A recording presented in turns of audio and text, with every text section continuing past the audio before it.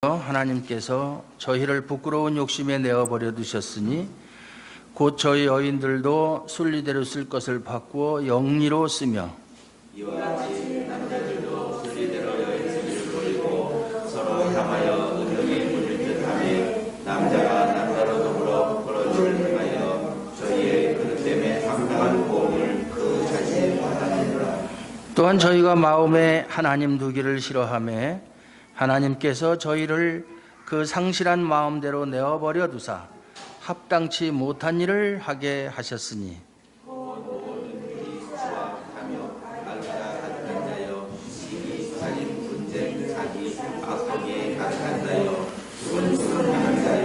비방하는 자요 하나님의 미워하시는 자요 능욕하는 자요 교만한 자요 자랑하는 자요 악을 도모하는 자요 부모를 거역하는 자요 우매한 자요 대약하는 자요 부정한 자요 정죄하지 아니하라. 저희가 이 같은 일을 행하는 자는 사형에 해당하다고 하나님의 정하심을 알고도 자기들만 행할 뿐 아니라 또한 그 일을 행하는 자를 옳다 하느니라. 아멘. 지난 시간에 창세로부터 하나님의 보이지 않는 신성, 하나님의 영원하신 능력이 만물 속에 분명히 나타나서 보였다. 그래서 누구든지 주의 깊게 살피면 만물을 통해서도 하나님의 존재하심을 알 수가 있다. 그 하나님을 그렇게 해서 발견한 하나님을 영화롭게 하면서 사는 것이 인생의 목적이다 말씀을 드렸어요. 그런데 그렇게 하나님을 알 수 있는 길이 있음에도 불구하고 그렇게 해서 또 하나님을 알았다 하더라도 그들이 하나님을 영화롭게도 하지 아니하고 감사치도 아니하고 오히려 그 생각이 허망하여지고 미련한 마음이 어두워졌다. 그렇게 이야기하고 있어요. 그러니까 1장은 이방인들의 보편적인 죄에 대해서 지금 말하고 있는 거예요. 사도 바울이. 이제 2장부터 가면은 유대인들, 유대인들이라고 해서 특별히 하나님을 마음에 두기 싫어하는 이방인보다 나은 것이 있느냐. 그들은 하나님을 알고 하나님의 말씀을 받았지만 결국 그들도 이방인들과 거의 같은 죄를 범하고 있다. 이렇게 이제 고발하는 내용이죠. 죄에 대해서. 지금 1장은 이방인들을 이야기하는 겁니다. 그래서 그들은 스스로 지혜 있다나 우준하게 되어 미련하게 되었다는 얘기죠. 23절에 보면 썩어지지 아니하는 하나님의 영광을 썩어질 사람과 금수와 버러지 형상의 우상으로 바꾸었다. 하나님을 섬겨야 되고 하나님은 우리 모두를 만드신 조물주요. 우리가 섬겨야 될 신앙의 대상임에도 불구하고 그 하나님을 섬기는 대신에 오히려 피조물을 섬기는 그러한 우를 범했다. 우상숭배죠. 우상숭배의 결과로 24절에 보면 그러므로 하나님께서 저희를 마음의 정욕대로 더러움에 내어버려 두셨다. 마음의 정욕대로. 사람의 마음은 예레미야서에 보면 만물보다 심히 부패하고 거짓된 것이 사람의 마음이다. 사람의 마음. 그래서 여러분들은 인간의 마음이 얼마나 사악하고 더러운지 얼마나 깊이 체험을 했는지 모르지만 저는 아주 그것을 깊이 체험한 사람이에요. 현실 속에서 이렇게 제가 옛날에 공직생활을 하면서 죄인들을 다루다 보니까 사람이 저렇게 악해질 수가 있다. 요즘에 보면 얼마나 끔찍한 사건들이 많이 일어납니까? 옛날에는 상상도 할 수 없었던 일들이 사람들의 교육 수준은 점점 더 높아지는데 삶의 질은 나아지는데 전혀 나아지지 않는 것이 인간 마음의 부패성이에요. 더 점점 가면 갈수록 더 부패해지고 타락한다. 이상한 일이죠. 정말 공부를 누구보다 많이 하고 또 사회적인 지위 이런 지도층에 있는 사람들이 하는 일들을 보면 다 그런 건 아니지만 일부 사람들이 일반 사람들이 생각하기에 이해할 수 없는 그러한 천한 부끄러운 일들을 하는 경우를 많이 보게 되거든요. 그들이 교육이 부족해서, 글쎄 인격과 수양이 부족해서, 인간의 마음은 원래 그런 것이다. 하나님이 붙으시기 전에 인간의 마음은 세상의 어떤 방법으로도 교육과 수양과 고행과 어떤 방법으로도 그건 정화되지 않는 거예요. 그것을 교양이라는 것으로 포장을 하고 다른 것으로 포장을 해서 그렇지, 그걸 한꺼풀 벗기면 더럽고 추하기가 찬송가 가사처럼 한량없다. 그 인간이에요. 저희를 마음에 그런 정욕대로 더러움에 내어버려 두셨다. 더럽다는 얘기예요. 인간의 마음의 정욕이 더럽다는 얘기예요. 하나님 보시기에. 그래서 저희 몸을 서로 욕되게 하셨다. 25절 왜 그렇게 하셨느냐 하면, 저희가 하나님의 진리를 거짓 것으로 받고 피조물을 조물주보다 더 경배하고 섬겼다. 그러니까 우상 숭배를 한 죄의 결과가 하나님께서 그들을 마음의 정욕대로 내어버려 두셨다. 여기에 보면 내어버려 두셨다는 말이 3번 나와요. 마음의 정욕대로 내어버려 두셨다. 또 26절에 보면 부끄러운 욕심에 내어버려 두셨다. 부끄러운 욕심에 내어버려 두셨다. 여기 또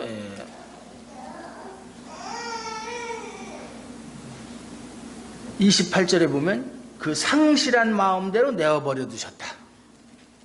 이렇게 내어버려 두셨다는 말이 3번 나와요. 하나님의 심판이죠. 우리가 하나님의 심판 그러면은 무엇을 생각합니까? 옛날 소돔과 고모라 성을 심판하시던 하나님, 하나님께서 하늘에서 유황불을 내려서 순식간에 다 그냥 죄로 만들어 버리는 그런 직접적인 하나님의 심판, 또 노아 홍수 때의 홍수로 세상을 심판하신 그런 거, 아니면은 나중에 이제 예수님이 재림하셨을 때 우주적인 심판, 그런 것만 생각하지 지금 이 시대에는 심판이 없다라고 생각해요. 아니에요. 지금도 심판은 진행되고 있어요. 지금도 역사 가운데서 심판은 진행되고 있다. 하나님께서 우리를 마음의 정욕대로 내어버려 두시고, 상실한 마음대로 내어버려 두시고, 부끄러운 욕심에 내어버려 두시고, 내어버려 두신다는 것이 심판이에요. 무서운 심판이에요. 이 하나님의 내어버려 두심을 가볍게 생각하면 안 돼요. 소홀히 취급해서는 안 되는 거예요. 무서운 심판입니다. 여러분 생각해 보세요. 친부모가 자기 자녀를 내어버렸다. 그가 어떻게 살든지 어떤 모양에 처하든지 관심을 가지지 않고 그에게서 눈을 돌려버렸다. 그 아이가 어떻게 되겠어요? 결과는 뻔하잖아요. 내어버렸다. 유기하셨다. 포기하셨다. 던져버렸다. 그 얘기거든요. 무서운 이야기입니다. 무서운 이야기. 하나님께 내어버려 두심을 당한 사람들의 결과는 너무나 비참한 거예요. 너무나 비참한 거예요. 자기들은 자기들의 방식대로 세상에서 얼마든지 행복을 추구하며 살 수 있다라고 생각할지 모르지만 천만에요. 하나님의 내어버려 두심을 당한 사람들은 그것은 어디까지나 꿈일 뿐이에요. 가능하지 않은 일이에요. 그래서 그 결과로 어떻게 됐느냐 하면, 부끄러운 욕심에 내어버려 두셨으니 곧 저 여인들도 순리대로 쓸 것을 받고 영리로 쓰며, 이와 같이 남자들도 순리대로 여인 쓰기를 버리고 서로 향하여 음욕에 불릴 듯하며 남자가 남자랑 더불어 부끄러운 일을 행하여 저희의 그릇 때문에 상당한 보응을 그 자신에 받았느니라. 동성애를 말하는 거죠. 여자는 여자, 여자들끼리, 남자는 남자끼리 동성애가 아주 성행했었다. 사도 바울이 로마서를 기록할 당시에 로마 사회의 상황이 그랬다는 얘기예요. 그 당시 로마 사회의 상황이 동성애가 아주 성행했었고, 그 당시에 윤리적 현상이 그랬었다. 바울 당시에 그리스 로마 사회의 사람들의 그 동성애에 대해서 상당히 관용을 베풀었고 용납하고 심지어는 이성 간의 사랑보다 더 순수하다 이렇게 이야기하는 사람도 있을 정도로 동성애가 횡행했었다. 그래서 로마 황제의 전기를 기록한 역사가의 글에 의하면 로마 황제 중에 14명이 동성애자였었대요. 동성애자, 황제들까지도. 우리가 잘 아는 시저, 성경에는 가이사라고 나오는 그 시저는 모든 여자의 남자였지만 모든 남자의 여자였었다. 이런 말이 있을 정도로 황제들조차도 동성애자가 이렇게 많았다.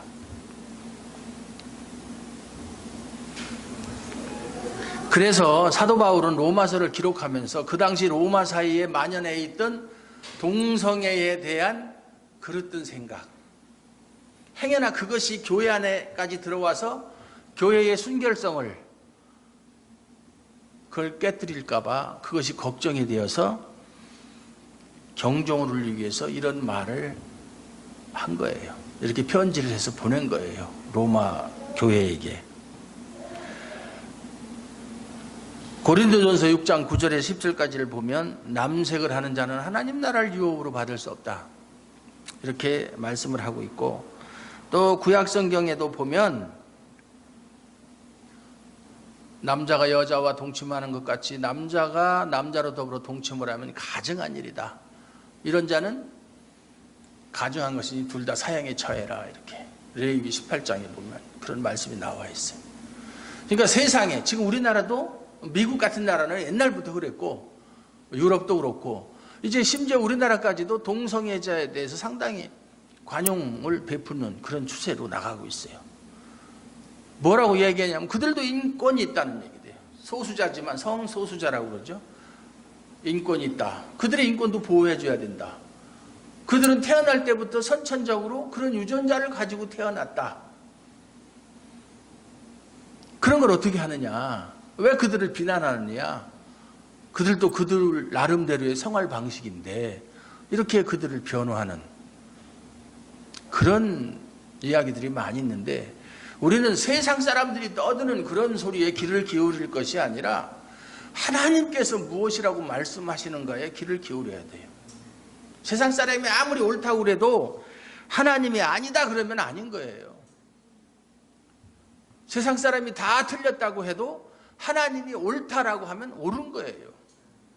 하나님을 믿는 하나님의 자녀가 하나님의 말씀을 기준으로 삼아야지 세상의 도덕, 윤리 무엇을 가지고 기준을 삼겠어요? 그건 아니에요. 하나님께서 태초에 인간을 만드실 때 하와를 만드셨고 아담을 만드셨고 하와를 만드셨어요. 그래서 이성 간에 서로 사랑의 감정이 생기게 하고 서로 사랑하는 것이 순리예요. 그렇게 해서 또 종족을 보존하고 이것이 남자와 여자를 만드신 하나님의 선하신 목적이에요. 근데 그것을 거스려서 그렇게 순리대로 쓰지 않고 영리로 쓰게 되면 이 사회가 어떻게 되겠는가? 하나님의 심판, 하나님의 진노가 임할 수밖에 없다. 그래서 그것으로 인해서 에이즈라는 질병도 그렇게 해서 생긴 거잖아요. 여러 가지 질병과 또 고통과 그것이 당연히 올 수밖에 없다. 그래서 우리는 그러한 것이 잘못된 것이다. 결코 그것을 거기에 동조할 수 없다. 왜? 하나님께서 우리에게 그것은 옳은 것이 아니라고 말씀하셨기 때문에 우리는 거기에 동조할 수가 없다. 당신들이 잘못하고 있는 것이다 라고 이야기할 수 있어야 돼요. 너희들 알아서 해라. 그건 우리 문제가 아니니까 우리는 상관이 없다. 너희들이 어떻게 살든 동성애를 하든 같이 결혼식을 하든 무슨 퍼포먼스를 하든 뭘 하든 그 너희들끼리 좋아서 하는 일이니까 우리는 관심이 없다. 이렇게 해서는 안 된다 이 말이에요. 반대해야 되죠. 그렇게 살아서는 안 된다. 그렇게 살면 하나님의 진노를 피할 수가 없다. 물론 하나님께서 영원히 버리시기로 작정된 자들 같으면 아무리 이야기를 해도 안 듣겠죠. 늘 하는 말이지만은 하나님께서 영원히 버리시기로 작정된 자들이 있고, 또 하나님께서 영원부터 하나님의 자녀로 부르신 그런 사람들이 있어요. 그런데 하나님께 부르심을 받은 사람들 중에도 자신이 하나님께 부름을 받은, 선택받은 사람인 줄 알지 못하고 아직까지도 세상 사람들을 흉내내면서 살아가는 사람들이 많이 있어요. 그들을 깨우쳐줘야 돼요. 그렇게 살면 안 된다. 빨리 돌아오라고. 하나님이 부르시고 있다고. 빨리 돌아오라고. 그것이 우리가 할 일이에요. 그렇게 해서 한 영혼, 정말 천하보다 귀하다고 하는 한 생명이라도 구원하는 일이 우리의 의무다, 그 말이에요. 근데 우리 교회가, 한국 교회가 대부분 다 그렇지만 오히려 정통교회는 잠잠하고 조용하고, 이단이라든가 사이비 종교는 더 득세를 하고 더 왕성한 포교 활동을 하고 그러는 것이 현실이에요. 보통 날 평일날 집에 앉아 있으면 하루에도 몇 번씩 벨을 눌러요. 나가보면 뭐 신천지, 또 하나님의 교회, 여호와의 증인, 뭐 이런 사람들이 둘씩 짝을 지어 다니면서 그 사람들은 직업도 없는지 하여튼 뭐 열심히 그냥 전도를 하며 다녀요. 교회에서 오는 건 한 번도 못 봤어요. 물론 뭐 문 앞에 어느 교회라는 교패가 있기 때문에 우리 집은 안 오는지는 모르겠어요. 정상적인 교회에 전도하는 사람들은. 근데 이 이단들이나 이런 사람들은 교패가 붙어 있는 집만을 집중적으로 공략을 한다, 그 말이에요. 솔직히 말해서 한국교회 성도들의 성경 실력이라고 하는 것은, 수준이라고 하는 것은 상당히 낮아요. 좀 더 심하게 얘기하면 형편없어요. 아는 것 같지만 아는 게 없어요. 물어보면 대답하는 게 별로 없어요. 교회는 오랫동안 다녀서 교회 생활은 익숙한데 교회 생활과 신앙 생활은 다른 거예요. 정말 하나님과 인격적인 만남을 가지고 성도 간의 사랑의 교제를 나누는 성숙한 그러한 신앙 생활을 하는 사람들은 많지 않아요. 제가 늘 안타깝게 생각하는 것이 바로 그거예요. 주일날만 되면 우리나라 교회가, 큰 교회 가면 뭐 수만 명, 수십만 명 모이는 교회들이 있고, 세계에서 제일 큰 교회 뭐 20개 중에 1개인가 2개인가 한국에 있다고 그래요. 많으면 뭐예요? 수준이 형편없는데. 예?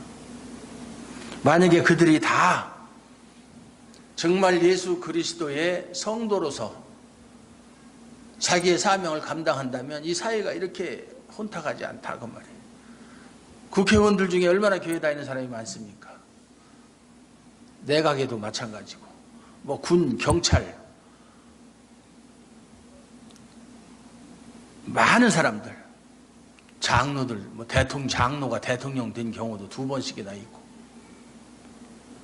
그런데 큰 사건 터지면 꼭 기독교인이 거기에 한몫을 차지하고, 이게 잘못돼도 한참 잘못된 일이다. 한참 잘못된 일이다. 1900년대 초 우리나라에 기독교가 들어온 지 얼마 되질 않아서 이제 겨우 막 우리나라 전체 기독교인의 인구수가 20만이 채 안 되는 무렵에, 그때는 이제 임명제죠. 군수든 뭐 도지사든 다 임명을 해서 중앙에서 파견을 했거든요. 그러면 군수로 발령을 받으면 그 군수가 제일 궁금해하는 것이, 내가 부임하는 곳에 그 군에는 교회가 몇 개나 있는가, 성도 교회 다니는 사람들이 얼마나, 신자 수가 얼마나 돼, 그게 제일 궁금했다는 거예요. 왜 그런 줄 아세요? 부정부패를 못한다 이 말이에요. 그들이 그걸 절대 용납을 안 하고, 숫자는 비록 적지만은 적극적으로 나서서 감시하고 이를 했기 때문에 골치 아픈 존재다. 지금은 뭐 아무리 많아도 상관이 없어요. 오히려 같이 하지 않으면 다행히, 뭐 같이 하고 있는 축이고, 오늘 말씀대로 그런 일을 행하는 자는 하나님의 사형에 해당한다는 하나님의 정하심을 알고도 그런 일을 행하는 자를 옳다 할 뿐만 아니라 자기들도 해야 한다. 지금 그런 실정이잖아요. 실정이 아주 혼란스럽습니다. 우리가 혼란한 시대에 살고 있어요. 사회적으로도 혼란하지만 정치적으로도 혼란스럽고 경제적으로도 어렵고 다 어렵지만 교회가 너무나 혼란스러워요. 얼마나 이 교단들이 무수하게 많고 서로가 그냥 자기만이 옳다. 결론적으로 말씀드려서 자기가 속한 교단, 교회가 가장 옳고 다른 데는 틀렸다 말하면 그 사람들이 잘못된 사람들이에요. 이 세상에 절대적으로 올바른 교회 하나도 없어요. 있을 수가 없어요.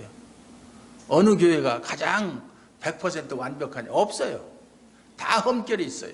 그럼에도 불구하고 하나님의 은혜로 그들을 다 용납하고 하나님의 은혜로 인도하시고 우리가 하나님 나라에 가는 것까지도 하나님의 은혜로 가는 것이지 그들이 뭘 잘해서 우리가 쓰는 성경책만을 고집한다.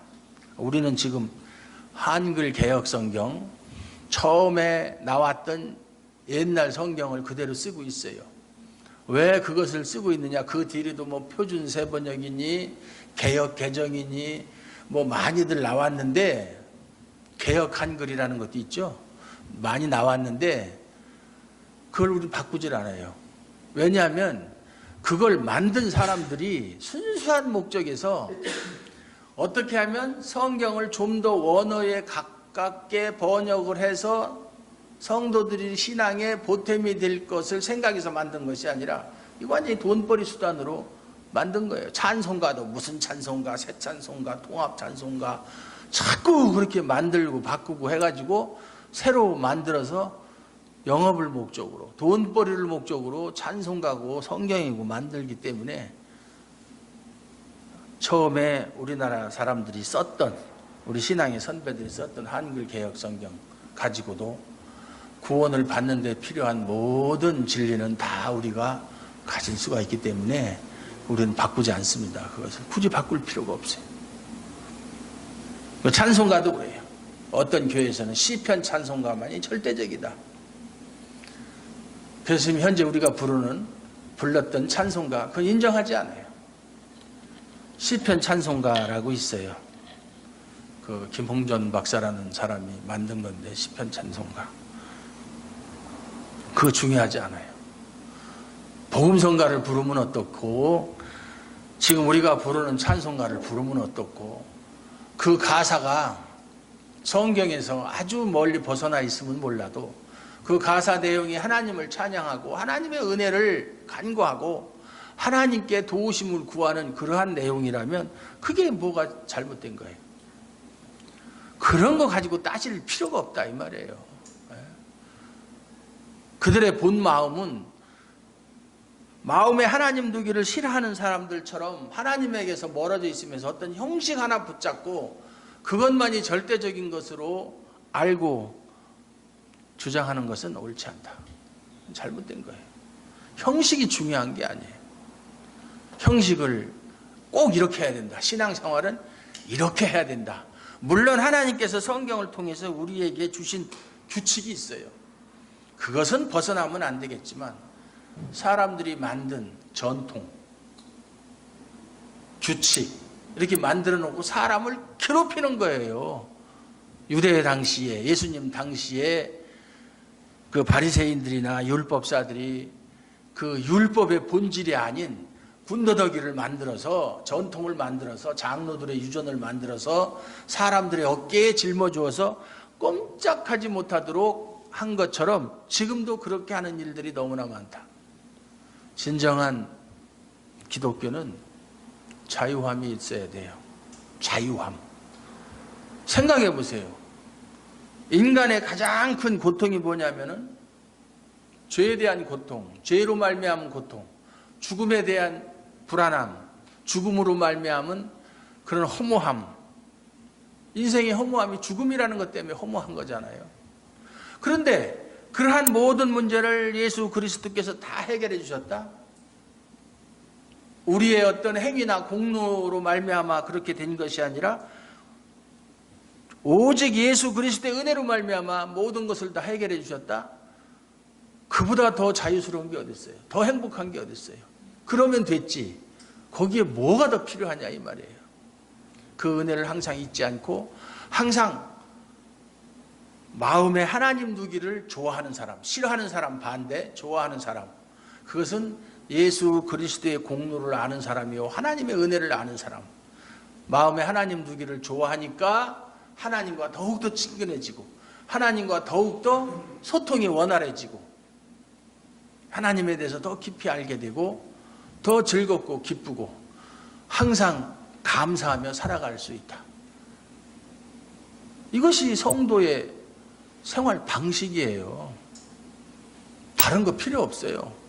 이렇게 해라 저렇게 해라 뭐 예배 순서는 이렇게 해야 된다. 뭐 교회마다 주보를 보면 예배의 순서가 뭐 다양합니다. 뭐 송영 뭐 어쩌고 뭐 영접기도 뭐 사제 일부는 카톨릭의 영향을 받은 것도 있고요.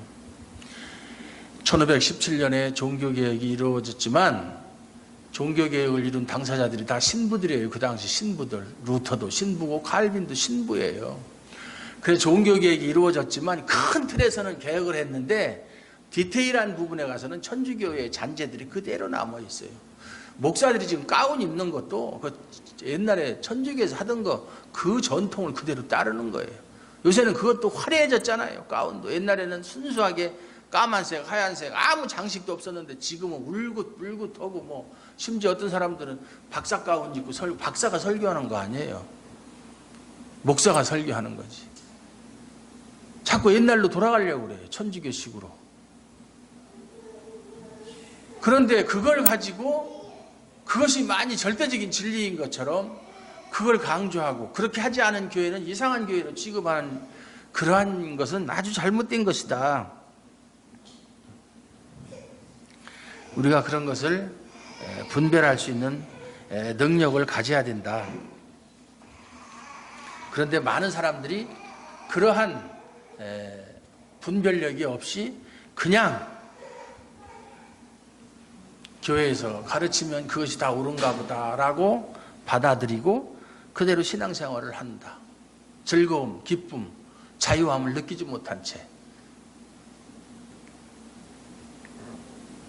그것을 영을 다 믿지 말고 오직 그 영이 하나님께 속하였나 시험하여 보라. 바울 사도의 말처럼 항상 자기가 다니는 교회라도 자기가 소속된 교회라도 목사가 설교를 10번을 하면요 실제로 정말로 잘하는 설교 몇 번 안 돼요.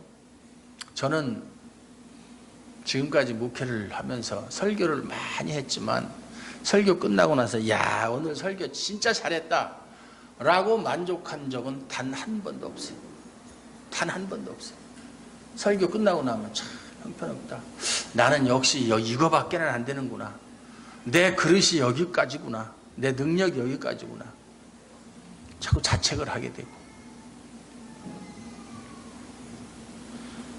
성경에서 우리에게 확실하게 가르쳐 주신 구원의 도리가 아니라면 부수적인 것 가지고 우리가 너무 마음을 쓸 필요가 없다.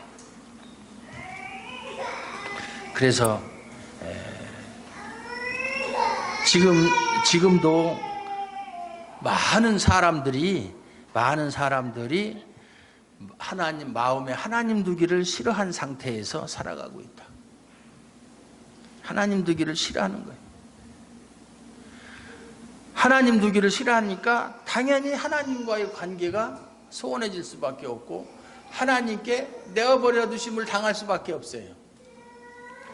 그런 것을 우리가 잘 알고 정말로 이 시간 우리가 마음속에 내가 정말 하나님을 믿는다고 하면서도 하나님을 두기를 싫어한 적은 없는지. 여기 보면은 그들의 죄악이 쭉 나오거든요. 28절 이후에 보면 또한 저희가 마음에 하나님 두기를 싫어하며 하나님께서 저희를 그 상실한 마음대로 내어버려 두사 합당치 못한 일을 하게 하셨다. 하나님 두기를 싫어하는 사람은 합당치 못한 일을 하게 하셨다. 그게 뭐냐면 모든 불의 이렇게 쭉 시작을 해서 31절까지 우매한 자요, 배약하는 자요, 무정한 자요, 무자비한 자라. 이렇게 제명이 쭉 나오는데 이게 21가지예요. 21가지. 21가지의 제명이 쭉 나옵니다. 여기 보면은 모든 불의는 뭐 우리가 잘 아는 대로 의의 반대가 불의죠. 추악, 탐욕, 분수를 넘어서 욕심을 부리는 악이 고의적으로 남을 해하려고 하는 마음이죠. 시기, 살인, 분쟁, 사기, 악독에 가득한 자요, 수근수근 남을 비방하는 거죠. 귓속말로 비방하는 자, 하나님의 미워하시는 자, 능욕하는 자, 교만하고 자랑하고 악을 도모하는 자요, 부모를 거역하는 자요, 우매한 자요, 배약하는 자요, 신뢰가 없는 사람이라는 거, 약속을 잘 지키지 않고 신뢰할 수 없는 사람, 무정한 자고 무자비한 자. 이러한 것이 우리 속에는 없는지 한번 살펴봐야 돼요. 우리가 하나님의 자녀라고 하면서 우리의 삶 가운데선 이러한 것이 없는가? 있죠. 당연히 있죠. 저 목사인 저도 있어요. 저도 이걸 읽으면서 요거는 나도 있는데 항상 있는 건 아니지만, 그런데 우리 성도들은요, 안 믿는 사람과 다른 점이 뭐냐면 하나님을 자랑하고 내 마음에 하나님 두기를 좋아하는 사람한테는 이런 것이 있어도 이것이 깊게 우리가 여기에 빠져들어가지도 않고 이것이 우리 마음속에 자리 잡지는 못해요. 아차, 이렇게 하면 안 되지. 이것은 하나님이 싫어하는 것이지 하고 금방 돌아설 수 있는 그런 능력을 갖추고 있어요. 그게 하나님을 마음에 두기를 좋아하는 사람들, 다시 말해서 성도들의 그러한 삶의 그런 자세, 능력, 그런 거예요. 그래서 우리가 이런 것을 읽으면서 이런 것이 우리 삶 속에서 순간순간에 나타날 때는 이것이 하나님께서 싫어하시는 것이구나를 깨닫고 이것을 즉시 회개하고 또 다시 돌아서고, 그렇게 함으로 해서 점점 성숙한 신앙으로 이렇게 자리매김할 수 있어야 돼요. 그리고 이러한 사람들에게 아까도 말씀드렸지만 마음에 하나님 두기를 싫어하는 사람, 하나님을 알면서도 하나님을 영화롭게 하지도 않고 감사하지도 않는 사람들에게 그렇게 살면은 안 된다라고, 그렇게 살면 하나님의 심판을 면할 수 없다고, 하나님의 진노를 피할 수가 없다고, 이렇게 당당하게 말씀을 전할 수 있는 사람들이 돼야 돼요. 너무나 우리 한국교회 성도들이 소극적이에요. 나 하나만 잘 믿으면 되지, 남들이 어떻게 살든 나하고 상관없는데, 그러한 소극적인 신앙은 그 자체가 하나님이 싫어하시는 거예요.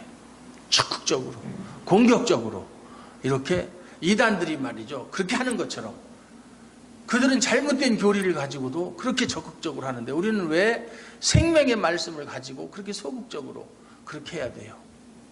그래서 적극적으로 그렇게 해서 영혼을 살리는 그 일에 더욱 힘쓰는 저와 여러분들 되시기를 주님의 이름으로 축원합니다.